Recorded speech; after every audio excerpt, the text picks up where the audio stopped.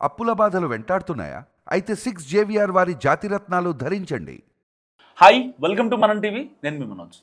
అగ్రరాజ్యపు అధ్యక్షుడు Donald Trump మళ్ళీ భారత్కి షాక్ ఇచ్చారు. సో ఇది సుంకాల విషయంలో కాదు, ఇది కంపెనీల విషయంలో, ఎంఎన్సీ కంపెనీల విషయంలో దాదాపు కొన్ని లక్షల మంది యువతకు ఉద్యోగాలు రాకుండా చేస్తున్నారు.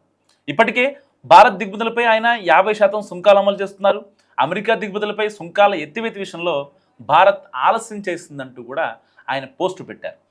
కేవలం రష్యా నుంచి భారత్ చమురు దిగుమతి చేసుకుంటున్న నేపథ్యంలో టారిఫ్ తగ్గించే ప్రసక్తే లేదని మరోమారో స్పష్టం చేశారు ట్రంప్. సో భారత్ దీర్ఘకాలంగా అమెరికాపై భారీ టారిఫ్ విధిస్తోందని, దీనివల్ల అమెరికా కంపెనీలు భారత్లో ఉత్పత్తి సౌకర్యాలను ఏర్పాటు చేసుకున్నాయని కూడా ఆయన ఆరోపించారు. సో ఈ విధానం ద్వారా అమెరికా ఆర్థిక వ్యవస్థను బలోపేతం చేయడం, ఇంకా స్థానిక ఉత్పత్తిని పెంచడం ట్రంప్ లక్ష్యంగా కనిపిస్తోంది.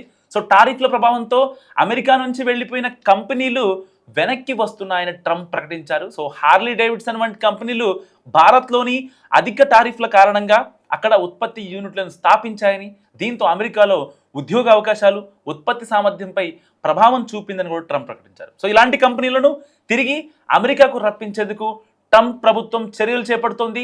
అదే సమయంలో చైనా, మెక్సికా, కెనడా వంటి దేశాల నుంచి కూడా కంపెనీలను ఆకర్షించే ప్రయత్నాలు గట్టిగా చేస్తున్నారు ట్రంప్.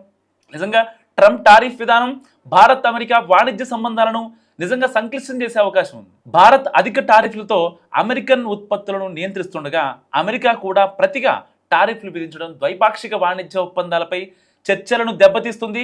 భారత్కు ఎగుమతి చేసే అమెరికన్ ఉత్పత్తులపై ఖర్చు పెరగడం వల్ల ధరలు పెరిగి భారత్ మార్కెట్లో అమెరికన్ వస్తువుల పోటీతత్వం తగ్గే ప్రమాదం కూడా ఉంది. సో అమెరికా టారిఫ్లను కొనసాగించడం ద్వారా గ్లోబల్ ఆర్థిక వ్యవస్థలో మార్పులు తప్పవు. నిజంగా ఒకవైపు అమెరికా స్థానిక ఉత్పత్తిని ప్రోత్సహించడానికి ప్రయత్నిస్తుండగా, మరోవైపు భారత్ వంటి దేశాలు తమ ఎగుమతులను రక్షించుకోవడానికి కొత్త వాణిజ్య వ్యూహాలను కూడా రూపొందించుకోవచ్చు.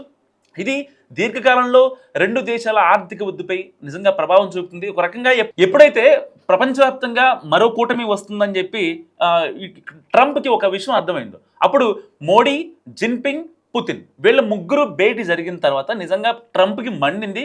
సో ఆ మండటం వల్లే ఇప్పుడు చైనా కావచ్చు, కెనడా కావచ్చు, రష్యా కావచ్చు, ఇండియా కావచ్చు, ఇక్కడ ఏవైతే ఎంఎన్సీ కంపెనీలు ఉన్నాయో పెద్ద పెద్ద కంపెనీలు, సో వాటి ప్రొడక్షన్ మొత్తం ఆ యూనిట్లు అక్కడ పెట్టుకోకుండా అక్కడ ప్రభుత్వం దాని ఎక్స్పోర్ట్ పైన సుంకాలు పెంచిందని ఒకే ఒక్క రీజన్తో ఇప్పుడు ట్రంప్ ఎంత దుస్సాహసానికి దిగజారుతున్నాడు. సో ట్రంప్ ఇకపై దిగజారడు అనుకున్న ప్రతిసారి he proved me wrong. So Trump గురించి మీరేమనుకుంటున్నారో కామెంట్ రూపంలో చెప్పండి. చూస్తూనే ఉండండి మనం టీవీ.